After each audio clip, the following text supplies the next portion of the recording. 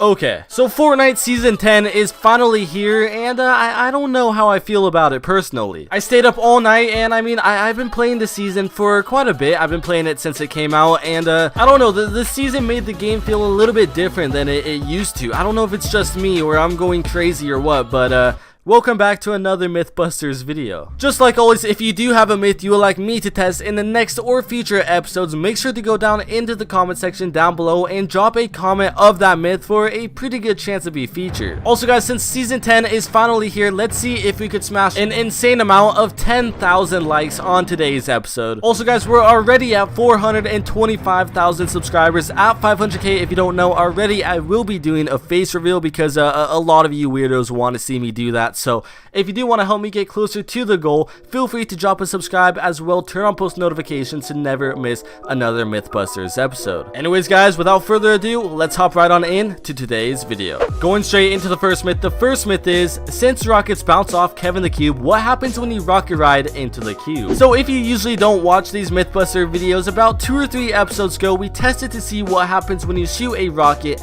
at Kevin the Cube, and it was pretty surprising to see that the rocket, it literally bounces straight back at you. Ever since then, a lot of people have been requesting to see what happens when you rocket ride into the cube, because obviously whenever you touch the cube, your player gets launched back. So if the rocket does as well, will you kind of be rocket riding but go in the opposite direction? At first, when testing this, whenever I rocket rode into the cube, I would hit the cube, the rocket would deflect, but my player, it wouldn't stay exactly on the rocket. I mean, I'd bounce back and the rocket would be pretty close to me, but you'd bounce back a pretty good distance. We tried that multiple times, but as soon as we attempted to do this, but at an angle, I was able to actually bounce off Kevin the Cube right back onto the rocket and literally kind of go in a whole 180-degree turn while still rocket riding, which it's a first. I've never seen it done before. Overall though, I thought this was pretty crazy, and I guess this is the first ever fully 180-degree rocket ride spin thing I've ever seen. I've never seen anything like this before. Going into the next myth is, what happens when the B.R.U.T.E goes into Loot Lake's Antigravity Zone? Now if you don't know what the B.R.U.T robot is, it's basically these robots that spawn around the map, and they're extremely overpowered. I mean, literally everybody hates this in the game right now. In game, when I did test this out though, you have a couple options on this B.R.U.T. You can change to the gunner seat, and of course you can shoot, and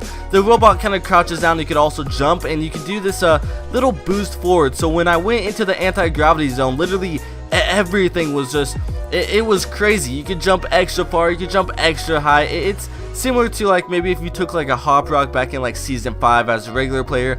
All of your movement, it's obviously anti-gravity, so you could jump a lot higher and farther than normal. Still in the same zone, if you aren't in the B.R.U.T, you will still get the same effect. Going into the next myth. The next myth is, if you throw a chug splash at a wooden door, will you heal through it since the door has holes? Now in game, if you look really closely at a regular wooden door that you edit yourself from a wall that you place or even an enemy place, the door, it has little holes in it, and there's been exploits before where you could shoot through these holes with a sniper rifle and such. Just a lot of crazy stuff regarding this door. A couple episodes ago, we actually tested to see if you could heal through walls or even like small windows with a chug splash, and unfortunately you were unable to. But surprisingly, when we did test this out with a wooden door, if you throw the chug splash at someone directly, you will still be able to heal literally straight through the door. I thought this was actually crazy because you can't heal straight through a wall. We actually tried to test to see, like, even if your player is somehow glitching through the wall, you still can't heal. So this door, it totally bypasses that, and it could definitely be used in game for the better. Overall though, something that I did not know, and I'll definitely keep this in mind for the next time I'm possibly even in a fight. Going into the next myth. The next myth is, will a campfire heal your baller and overall remove the cracks that are created when the baller was damaged? So if you've ever been in a baller in Fortnite and someone shoots at it, there's these cracks that happen to the baller, and it'll eventually break, but the cracks will get worse and worse and worse the lower the HP gets on the baller. So in game, when I tested this out, I got the baller down to just about as low as I possibly could get it, and I went around to all of the campfires around the map that were able to heal the baller, because of course in a previous episode we tested this out, and you can't heal your baller from a campfire that you place down. It has to be one around the map. But after healing the baller all the way from literally like no HP to full HP, the cracks were still in the ball. But what was weird is that the little crack noises that are made when you kind of like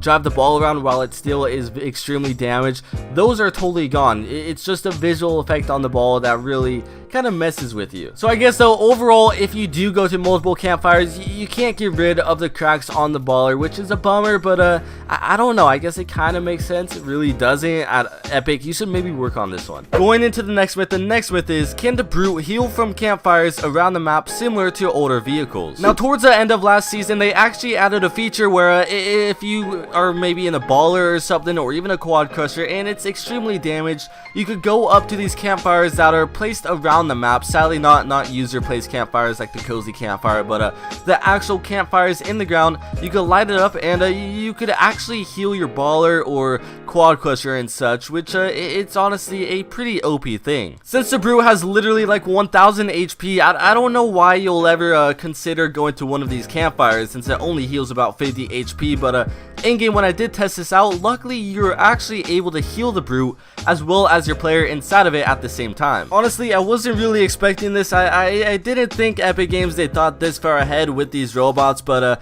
at least you could heal from a campfire with them, which makes them that much more overpowered. Like, honestly, Epic should really get rid of these things. I mean, nobody really likes them. They're just a bad addition overall. It's still pretty strange to say the least. Going into the next myth, is, if you're wearing a bush and you are directly hit by an RPG rocket, will it still do damage to you? Now, if you don't know already, if you're wearing a bush, you might see a lot of pros wear bushes if they find them, and it's not really so much as a quote-unquote bot strategy anymore. I mean, literally, if you get hit by a heavy sniper bullet to the head, the bush, it'll protect you. The first bullet that you were hit by while wearing a bush, it does no damage. All it does is it just literally gets rid of the bush. So a lot of people are wondering, does this first bullet on impact, no damage sort of situation do the exact same thing even if you're hit by an RPG rocket? When we first tested this myth out, we first shot the ground next to you wearing the bush to show that, of course, it'll still do damage, it'll get rid of the bush, and it still does quite a bit of damage to your player. But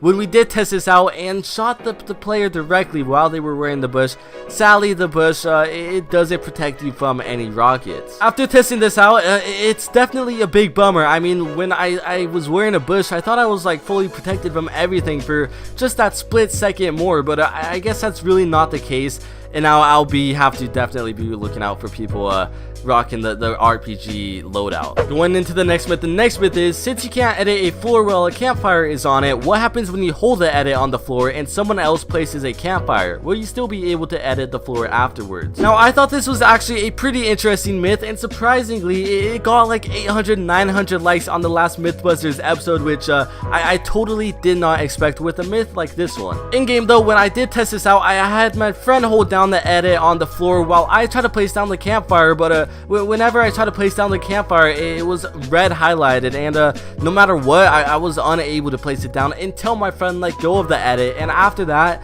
you weren't able to edit the floor no matter what. We then swapped roles with this myth, and he then tried to place down the campfire while I was holding the edit, and the exact same thing happened to him, which is overall a bummer, and I don't know, I guess we would have known about this already if it was a thing, to be honest. Going into the next myth, is, do spike traps damage you while you're inside of a B.R.U.T.E? Now, this robot, it's literally known for being overpowered. I mean, it literally has 1000 HP, and it shoots rockets, it jumps, it flies. I don't know why they even thought about this. Luckily, in game, if you ever do come up against one of these robots, luckily there is an easy way to take them down, and that's to place multiple spike traps on walls, and hopefully the player controlling the B.R.U.T E will somehow walk into the spike traps and hopefully die from them. After testing out to see if the spike traps would actually damage your player while it's inside of the B.R.U.T E, and of course it did, it killed me. When I was gliding back down, the spike traps, they reset, and they actually did damage to the B.R.U.T E, which overall led it to explode, and